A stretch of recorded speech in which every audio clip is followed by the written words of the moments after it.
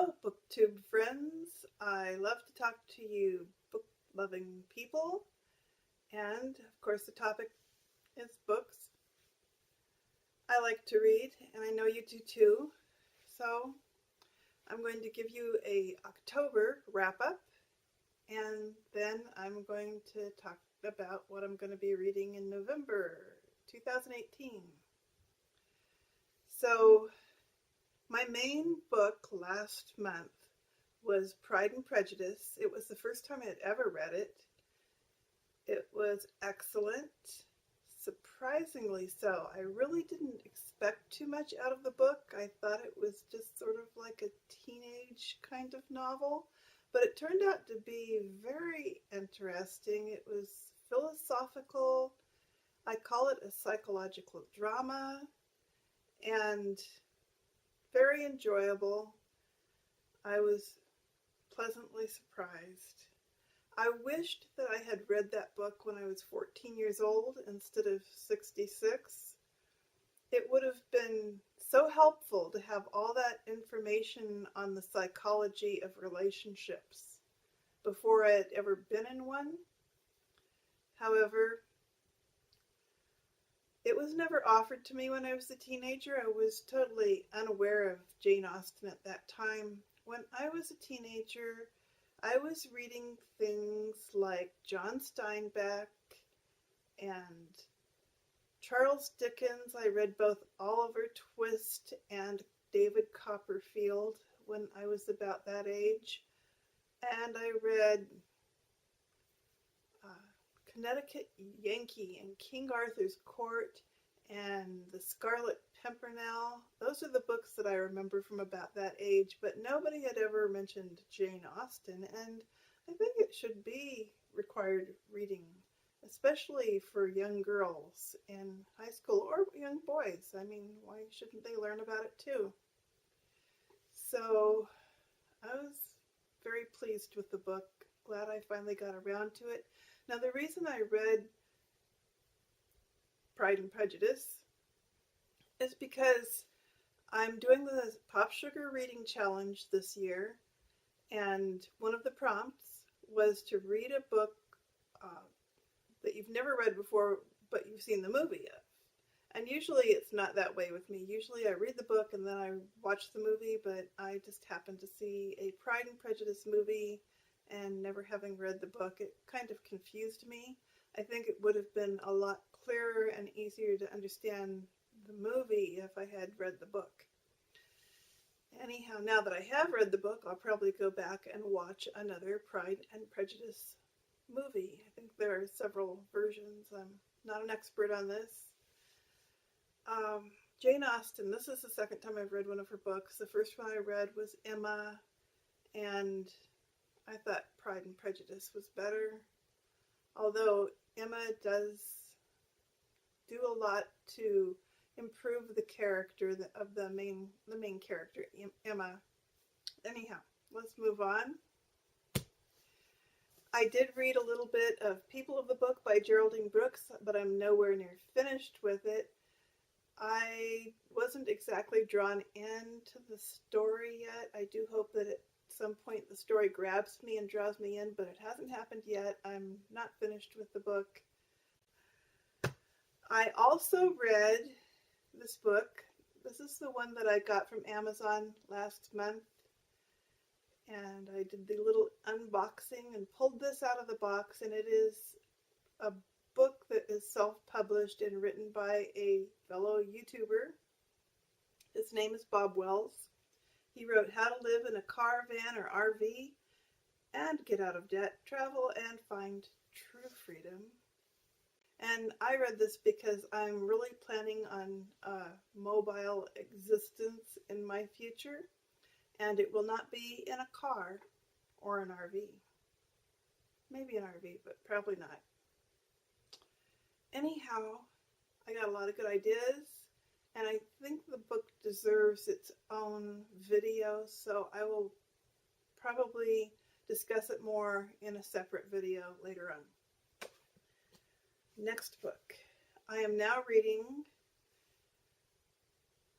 The nightingale. I don't know why I want to say the hummingbird, but it's not the hummingbird, it's the nightingale. It doesn't matter, it's a bird. Anyhow, it's about World War II in Europe. And that's all I know about it now. I'm not very far into the book, but it is very pleasant to read. I guess I haven't gotten to the sad and bad parts. I'm also reading another book on my Kindle. It is called Stray, Memoir of a Runaway. This is Nonfiction November, and so I love memoirs and thought I would read this one. It fits into my Pop Sugar Reading Challenge in the category of a book that was published in 2018.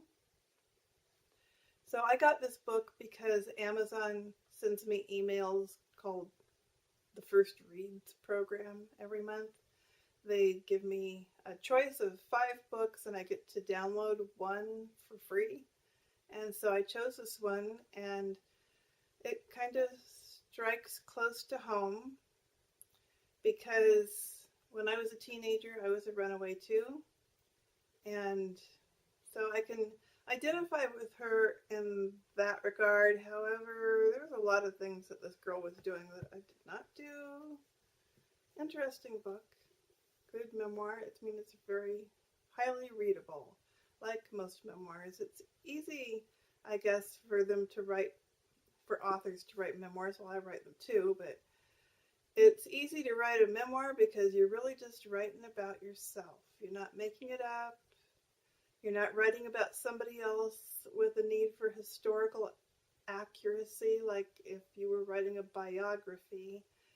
So I think memoirs are easy to write, and I find them very entertaining to read because I like to learn about other people's lives.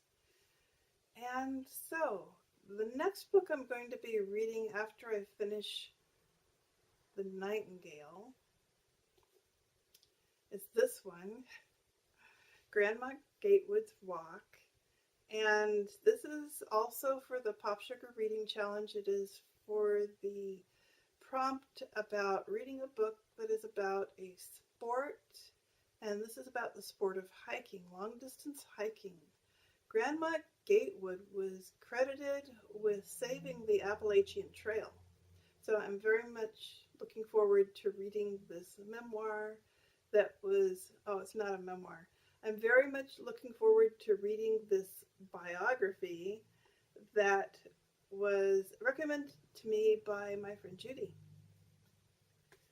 And one more nonfiction book for Nonfiction November. I am reading How to Organize Paper at Home, or Organizing Paper at Home, by Barbara Hemphill. And it's what to toss, how to find the rest. Anyhow, Barbara Hemphill.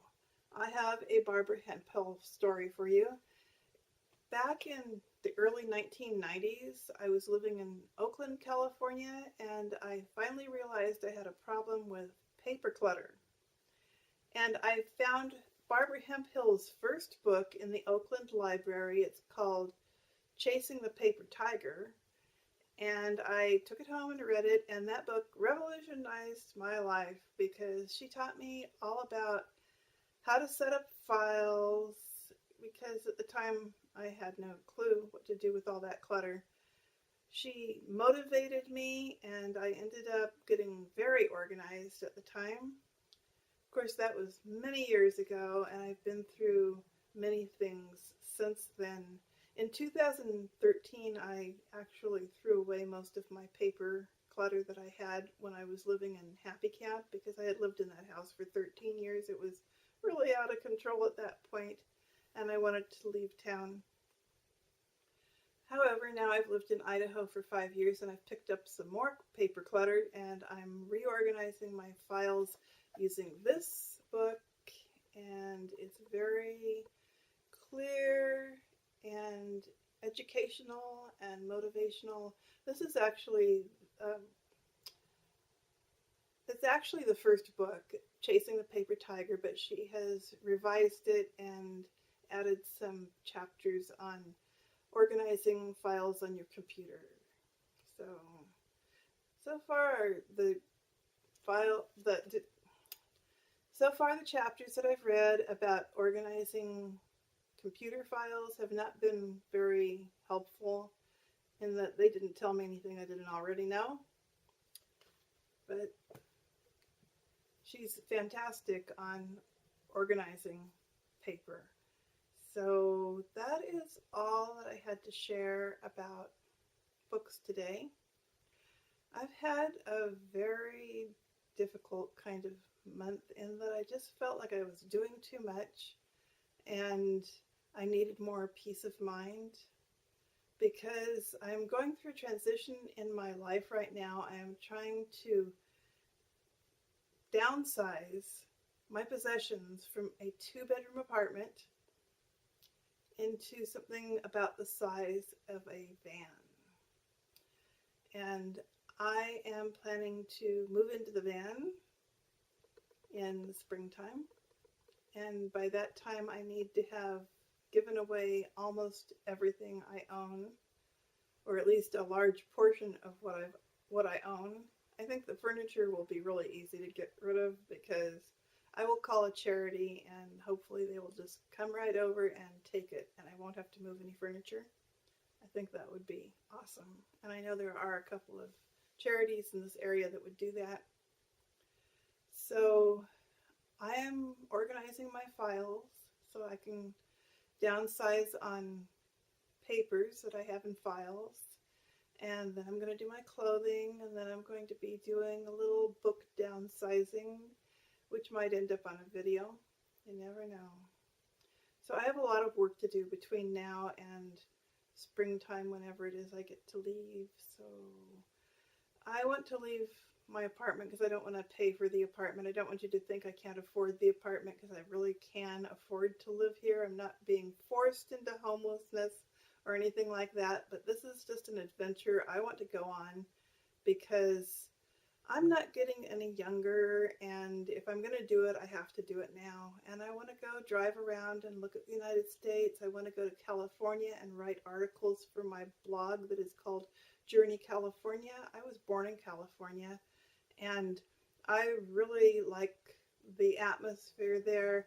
Not the political atmosphere so much as I like the historical atmosphere. I love the history of California and all the historical places there. And so that's what I'm going to be writing about on my blog. And